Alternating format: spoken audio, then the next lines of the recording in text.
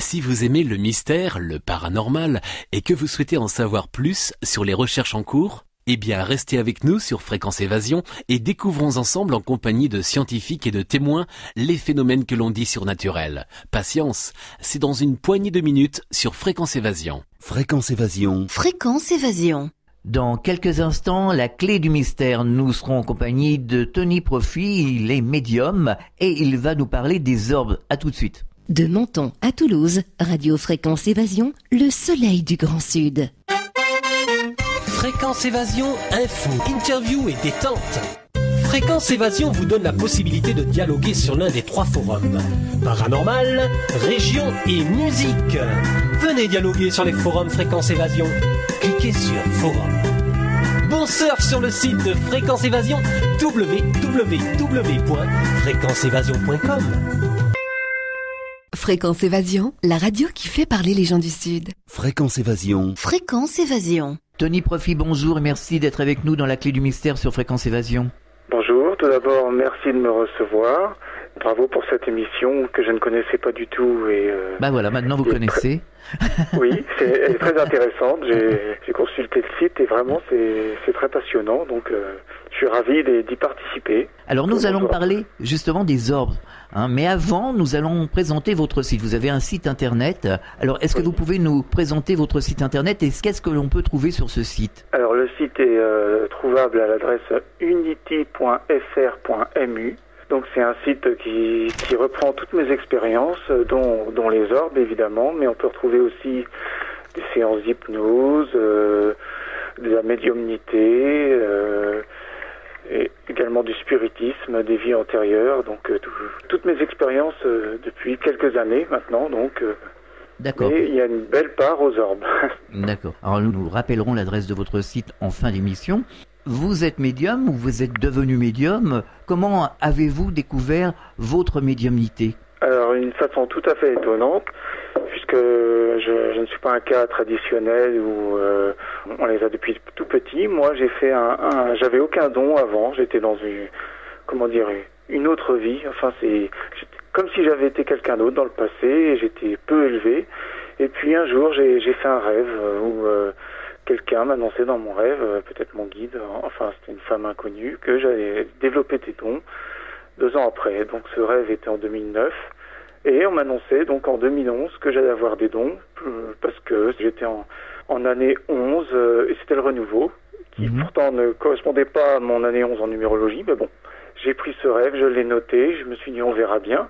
Et puis effectivement, 2 ans après, ils se sont développés à la période annoncée, à ma grande surprise, parce que je ne m'y attendais pas. Mais j'avais noté dans un coin de ma tête, sans attendre grand-chose, parce que j'avais rien de particulier avant. Et ils se sont développés, je m'en suis aperçu en faisant du spiritisme. Voilà, donc... et après, ils ont continué à se développer, se développent toujours. Mais ça s'est traduit comment au départ? Par quel signe? Qu'est-ce qui s'est passé? Le premier signe a été en 2010 avec une séance déjà de spiritisme avec des amis. Mais comment s'est passée cette séance de spiritisme justement? Voilà, donc elle s'est passée comme... Alors ça c'est comme entre amis, en fin de soirée, qu'est-ce qu'on fait? Et puis au lieu de faire un jeu ou n'importe quoi, et quelqu'un a proposé une séance qui faisait déjà du spiritisme, mais pour s'amuser. C'est pas... Donc je me suis dit pourquoi pas. J'ai participé. Ça m'intéressait quand même le sujet depuis quelques années, mais j'avais aucun don. Enfin tout ce qui est ésotérisme. Et c'est à cette séance où là, dès que le verre a commencé à bouger, j'ai senti une énergie en moi. Et qu'est-ce que c'est que ça? Et donc c'était l'énergie d'un être décédé. C'est là que je m'en suis aperçu. Alors j'ai réessayé après, mais rien du tout. Donc je me suis dit, c'est comme il y avait un médium parmi nous, j'ai laissé tomber. C'est l'année d'après où ma nièce, qui était en vacances, a vu une émission à la télé où il parlait de ça, elle voulait essayer. Donc, entre-temps, ça n'avait jamais marché, donc je me suis dit oui. J'ai montré que ça marcherait pas, mais finalement, ça marchait ce jour-là, et depuis, la médiumnité s'est augmentée. de jour en jour, et c'est comme ça que j'ai découvert. D'abord par le spiritisme, sinon je m'en serais jamais douté avant. Alors, est-ce que vous voyez les personnes décédées comme certains médiums qui passent à ce micro? Oui, mais dans un état de conscience modifié. Au départ, je les voyais pas, c'est après, donc je les vois jamais pendant une séance. Par contre, de toute manière, j'ai arrêté le spiritisme depuis, qui n'a pas apporté grand-chose. Ouais. C'était beaucoup de bas astral ou des âmes qui venaient pour s'amuser, donc pas méchantes, mais ça ne servait pas à grand-chose. Ensuite, mes dons s'étant développés, je communique directement avec les êtres passés de l'autre côté, mais en état de conscience modifiée. Donc ça peut être sous une séance d'hypnose, pendant la sieste, au réveil le matin, ou juste avant, mais par contre je ne peux pas choisir les entités, c'est eux qui viennent, donc comme si j'étais une porte ouverte. D'accord. Et certains je vois leur visage, d'autres pas, mais je ressens en général toujours leur énergie. Alors, nous allons parler des orbes. Déjà, qu'est-ce que c'est qu'un orbe? C'est une petite boule d'énergie qui apparaît sur les photos. Certains peuvent le voir, moi c'est pas mon cas, enfin le voir avant sans appareil photo, moi c'est pas le cas, mais c'est un phénomène qu'on voit sur appareil photo de plus en plus et qu'on verra de plus en plus à l'avenir, je pense. Ah, boule d'énergie, alors ça veut dire quoi concrètement? Ça veut tout dire et rien dire. Oui, c'est pour ça. Voilà, tout d'abord c'est une énergie d'une autre dimension. Pour moi, après c'est très vaste, on peut voir plein de choses, mais avant tout c'est une énergie d'une autre dimension que l'appareil, selon l'appareil photo qu'on a, capte plus ou moins bien. Alors j'entends déjà les auditeurs se poser la question, oui mais quelle dimension, ça vient d'où, c'est quoi, c'est qui? Ce sont des entités, ce sont des personnes décédées, on peut les attribuer à quoi? Il y a beaucoup de dimensions. Après, ça dépend de l'appareil photo. Beaucoup de personnes en ont eu sur leur photo, donc, mais selon l'appareil, on capte pas différemment. Moi, par rapport à mon appareil photo, je peux capter une énergie du bas astral. Maintenant, je sais que c'est du bas astral avec l'expérience, jusqu'à un être de lumière qui va se manifester d'une autre manière. Et entre les deux, il y a tout un tas de... C'est comme si on avait En fait, on peut tout prendre. L'appareil photo peut capter toutes les énergies présentes, peut capter toutes les dimensions autour de nous sur une photo. Ça paraît étonnant, mais... On a déjà vu des photos même assez surprenantes de personnes décédées, c'est arrivé. Moi je dirais déjà, je pense qu'il y a beaucoup de personnes décédées dessus, puisque je l'ai vu par moi-même, puisque je faisais du spiritisme, j'ai pu demander à des esprits, donc si c'était bien leur énergie, ils m'ont dit oui, ils sont laissés prendre. Effectivement, il y avait une orbe sur la photo à chaque fois, donc il n'y a fait aucun doute qu'il y a beaucoup d'entités, mais il n'y a pas que ça. Il y a aussi des êtres vivant dans d'autres dimensions, mais qui n'ont jamais été incarnés sur Terre, de type extraterrestre. Il y a aussi des orbes qui nettoient l'énergie négative sur Terre, qui dépollueraient. Donc il y a cela aussi. Après, il peut y avoir peut-être des familles d'âmes. De toute manière, comme tout est énergie dans les autres dimensions, dans l'au-delà et toutes les différentes couches, l'appareil va capter. Après, cela va ressortir sous différentes formes sur la photo, mais voilà, le plus dur après, c'est de différencier ce que c'est et selon son appareil, parce que chaque appareil ne donne pas les mêmes résultats. Oui, en fait, pour faire une comparaison, c'est un petit peu comme chez nous ici, avec le corps physique, la manifestation de notre corps physique, c'est-à-dire l'aura, une certaine énergie, c'est pas le corps, finalement. Ah oui, non, voilà. Oui, mais de toute manière, c'est des êtres qui sont désincarnés, qui vibrent sur des dimensions non incarnées ou incarnées dans d'autres dimensions. Oui, voilà, c'est ça, tout à fait. C'est pas du tout des... Mais... Alors, c'est forcément des êtres qui sont invisibles à l'œil nu et qui ne sont pas incarnés sur Terre. Oui, mais s'ils sont incarnés sur une autre planète ou si ils sont dans l'astral, ils ont quand même une forme. Je veux dire, donc c'est pas la forme que l'on voit, c'est l'énergie de la forme. C'est ça que je voulais dire. Eh bien, on peut voir la forme à travers l'orbe. Quand j'ai eu les premières orbes sur ma photo, la première chose que j'ai vue, c'est qu'il y avait des motifs intérieurs. Donc, j'ai voulu aller plus loin que la plupart des gens qui prennent des orbes, et puis bon, ils disent, puis voilà, ils disent, ils ne savent pas trop ce que c'est. Moi, je suis beaucoup dans l'analyse, donc j'ai vu déjà qu'il y avait des motifs intérieurs. J'ai essayé de regarder, et de voyant de plus près, dans certaines, je voyais des visages, je voyais des manifestations, on pourrait dire d'une forme d'un être inconnu, donc qui n'est pas présent sur Terre. C'est comme ça que je me suis aperçu que c'est des êtres qui vivent, je ne sais pas si c'est d'autres planètes, mais en tout cas dans d'autres dimensions, c'est sûr, ou sur d'autres planètes dans une autre dimension. Et de plus, j'ai reçu des messages en clairaudience, puisque comme j'ai des dons, on m'a donné des informations sur certaines, en me montrant carrément la photo que j'avais prise, en m'expliquant. Ça m'est pas arrivé souvent, mais les rares fois, mais cela m'a expliqué beaucoup de choses, donc ça m'a fait grandir dans mon expérience. Alors, est-ce qu'il y a des orbes de différentes couleurs? Ah oui, bien sûr. Déjà, les plus courantes sont blanches et grises, mais on peut trouver des bleues, des violettes, des vertes, des rouges, toutes ces couleurs possibles et imaginables, d'autres entre le bleu et le vert. Après, donc je pense pour ma part que la couleur montre l'évolution, comme un peu comme a fait le tableau de Michael Newton dans son livre Témoin de l'au-delà, qui sous hypnose voyait l'énergie des êtres désincarnés et dressait un tableau selon leur couleur d'énergie, puisqu'on a une couleur quand on est dans les autres dimensions, enfin qu'on quitte ce plan terrestre. Et donc on voit leur couleur selon leur évolution. Alors, comment faire pour réussir à capter des orbes avec un appareil photo? Alors c'est très facile. Déjà, le choix d'appareil photo est très important. Parce qu'avant, j'avais une antiquité, qui ne prenait jamais d'orbes. Après, un ami m'en a parlé en 2012, début 2012, qui prenait des très belles orbes, de très belles couleurs. Et j'ai dit non, mais c'est bon. Alors, comme j'avais un vieil appareil, j'ai changé.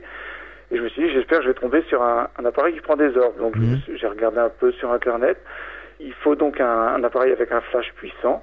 J'ai choisi moi un Olympus parce que il a un flash long, donc plus puissant que les appareils compacts. Il faut un compact d'abord, déjà. Un réflexe ne prendra jamais ou très rarement des orbes à cause de ses caractéristiques, contrairement au compact. Après donc il faut un appareil qui prenne des photos, des belles photos de nuit. Que ce soit assez net.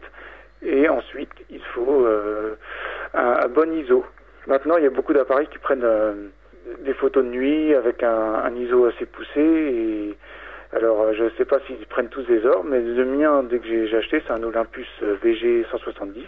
C'était les premières photos. Il n'y avait même pas de réglage à faire, c'était tout en automatique. Je sors la nuit, paf. Il y en avait plein, donc il n'y a aucune difficulté à en avoir. Il y a surtout le choix de l'appareil qui est important. Si vous voulez acheter un appareil pour en prendre, le plus sûr, c'est dans un magasin, essayez de mettre une pile dedans, demandez au vendeur de pouvoir le tester. Prenez une télécommande dans le rayon télé, en général les rayons sont à côté. Si vous voyez bien le signal de la télécommande dans l'objectif, enfin dans l'écran d'appareil, c'est que vous avez de grandes chances qu'ils prennent des orbes. Alors, que répondez-vous aux personnes qui vous disent « Oh, tout ça, c'est de la rigolade, c'est de la poussière, c'est de la poussière qui flottait dans la maison, voilà, sur l'objectif ». Je me doute, ceux qui sont sceptiques, les sceptiques. C'est tout à fait normal. Moi, j'ai justement essayé de prendre des gouttes de pluie, donc par temps humide. On voit tout de suite la différence entre des gouttes, peu importe s'il pleut à plein temps ou très peu. Entre la différence entre les orbes et les gouttes ne sont jamais rondes. La poussière, j'habite au bord de la mer, donc j'ai fait plein de poussière dans le sable. La différence est nette, c'est pareil entre des petites particules de poussière qui n'ont rien à voir. Il suffit de prendre des photos, faire le test pour s'en apercevoir tout de suite. La plupart des sceptiques, moi ce qui me fait rire, c'est que ils n'essaient même pas de comparer. C'est bien d'être sceptique, et après il faut chercher. Moi, bien sûr.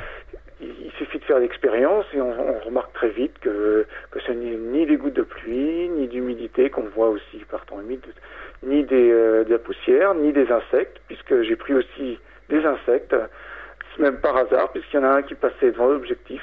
Paf, je prenais une photo, donc j'ai bien vu. Donc c'est très facile à voir. Un orbe sera toujours sphérique de toute manière, contrairement à tous les autres phénomènes. Après, le seul phénomène qui peut ressembler, c'est le reflet du flash, qui en général est rond. Donc, mais on s'aperçoit très vite que c'est bien le flash, puisqu'il est vide, contrairement à toutes les orbes qui ont tous des motifs intérieurs. Je n'ai jamais vu un orbe qui qui était vide à l'intérieur. Donc on voit tout de suite les reflets de flash ou de différentes lumières. Par exemple, si vous avez un mur à côté et vous le prenez, donc vous allez, sans prendre le mur, mais si vous êtes vraiment près, selon comment vous positionnez l'appareil, vous aurez des reflets de lumière, des flashs mais plus gros.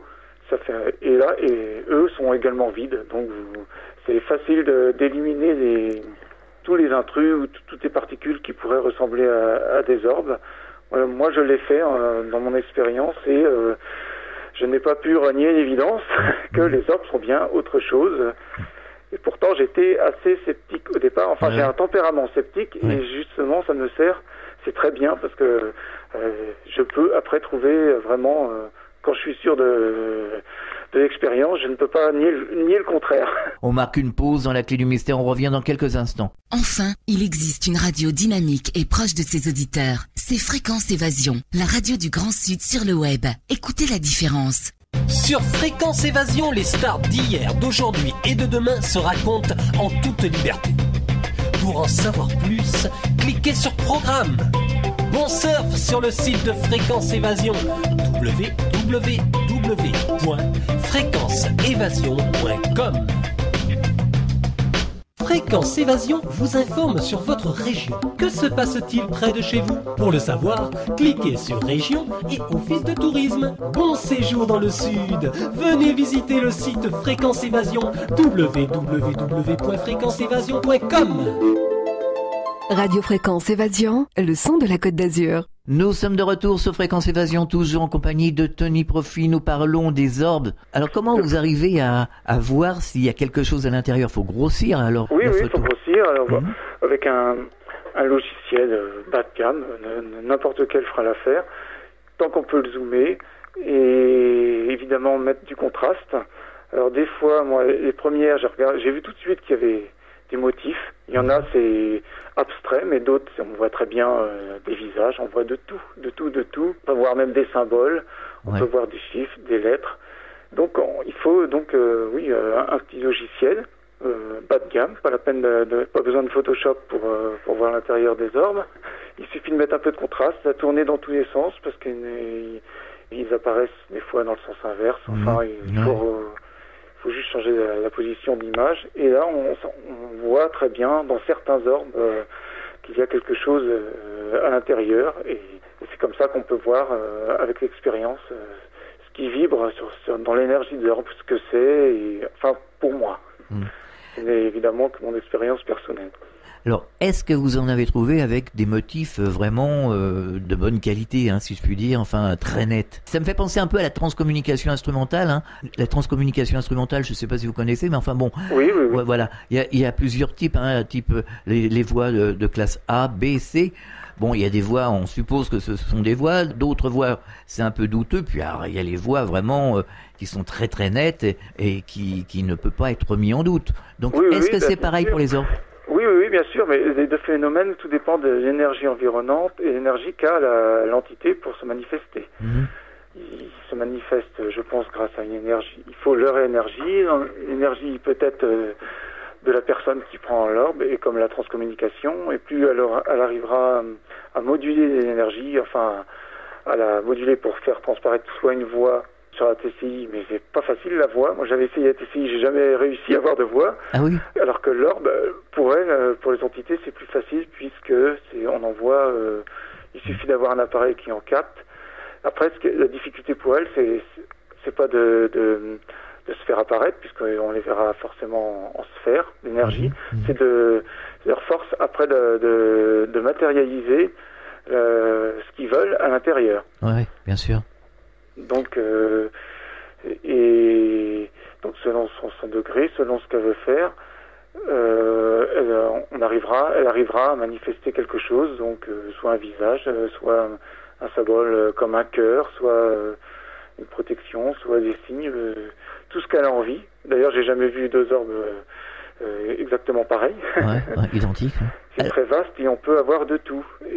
Mais après, oui, il y en a plus ou moins net. Après, c'est pareil, tout dépend de l'interprétation qu'on en fait. Moi, je vais voir des choses dedans, peut-être vous n'allez pas voir ou voir autre chose. Il y en a qui sont plus évidentes que d'autres, quoi. Oui. Mais normalement, on doit voir tous la même chose. C'est un peu comme en transcommunication, hein. Si on n'entend pas la même chose, c'est qu'il y a un problème. Mais oui, la transcommunication, c'est une voix. Donc la voix, soit elle l'est, on l'entend, soit elle l'est pas. Bon, on peut pas. Là, la manifestation intérieure de l'orbe, quelqu'un va voir un visage, d'autres va dire ben non, c'est un motif avant tout. Donc tout motif est sujet à interprétation différente. Autant il y en a, ils sont plus évidents. Autant il y en a, ça dépend de la manifestation, s'il est bien manifesté, bien matérialisé dans l'orbe, ou au contraire, c'est pas du tout évident. Donc c'est pour ça, on peut avoir plusieurs interprétations, et évident, plus elle est nette, plus les avis se regroupent, bien évidemment. Alors finalement, cette histoire d'orbe, est-ce que c'est pour ces entités, c'est pas un moyen de communiquer ou de nous envoyer des messages? C'est plutôt un moyen pour se faire voir, dire on est là. Il n'y a pas de communication possible avec un orbe. La communication, c'est après par la TCI ou la médiumnité, mais elle se montre. En fait, on voit que elle est pas loin.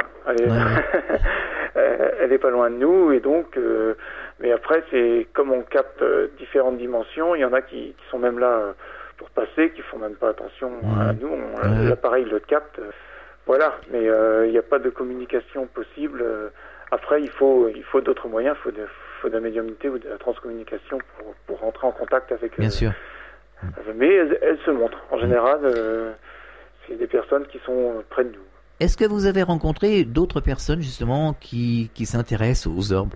Ah oui, bien sûr. Bien sûr. Alors, il y a de tout. Il y en a qui sont très sceptiques et qui le resteront toujours. Et il y a déjà ceux qui ont vu mes photos comme mon père qui, lui, ne croit en rien. Même avec la preuve devant les yeux. Il dit non.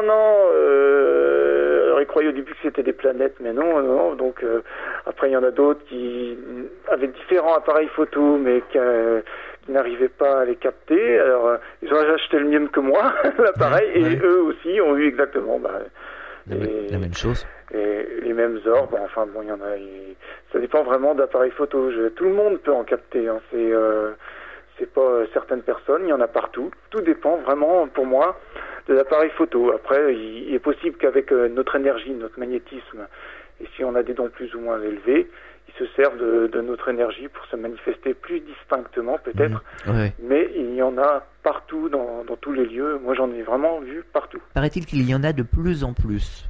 Bien, après ça dépend sur quelle échelle du temps on se base, parce que c'est quand même assez récent. Il y a 10 ans, on ne connaissait pas ou très peu ce phénomène. Depuis qu'il y a les appareils compacts, de plus en plus de personnes en prennent, et depuis ils sont performants puisque l'ISO de l'appareil se développe de plus en plus, il y a plus de mégapixels, donc on en trouve de plus en plus.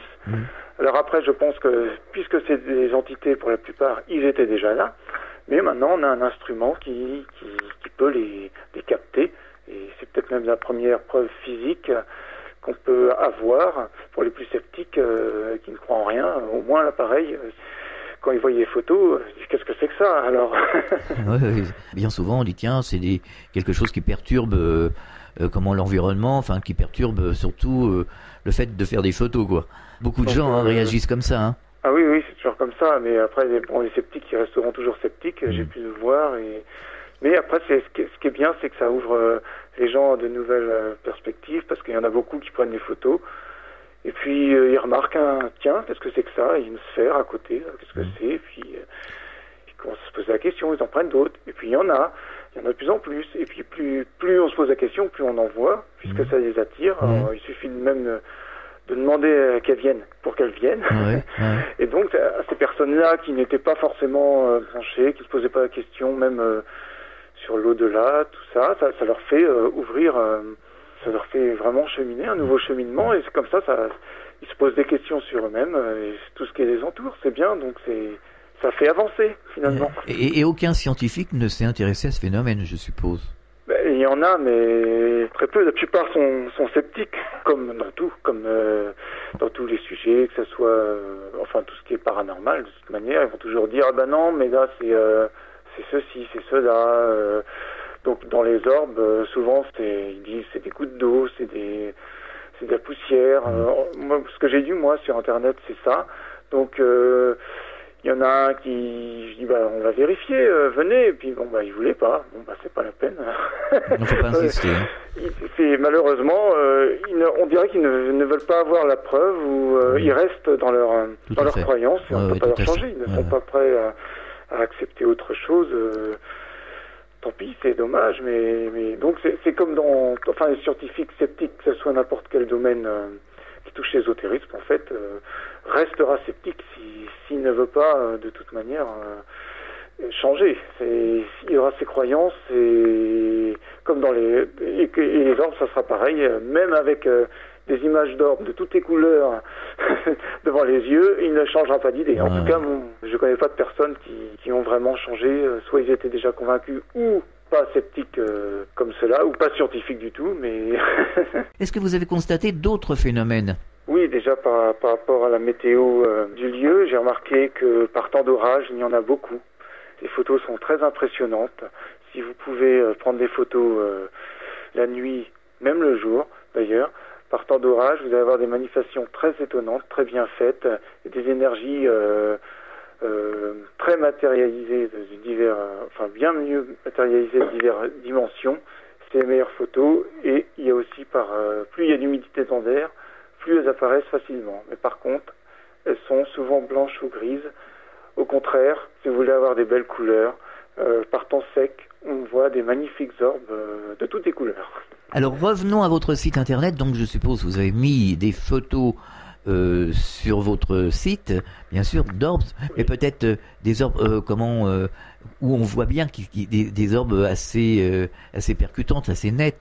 Oui. Et on voit les formes justement. Oui. Dans le site, il y a une section, il y a un lien qui mène à un autre site, une autre catégorie. Ils sont classés directement par entité ou symbole, ou tout ce que c'est, du bas au astral. Donc avec tous des photos zoomées, puis l'interprétation que je donne, ce que je vois, et tout est expliqué. Alors rappelons l'adresse de votre site internet. unity.fr.mu.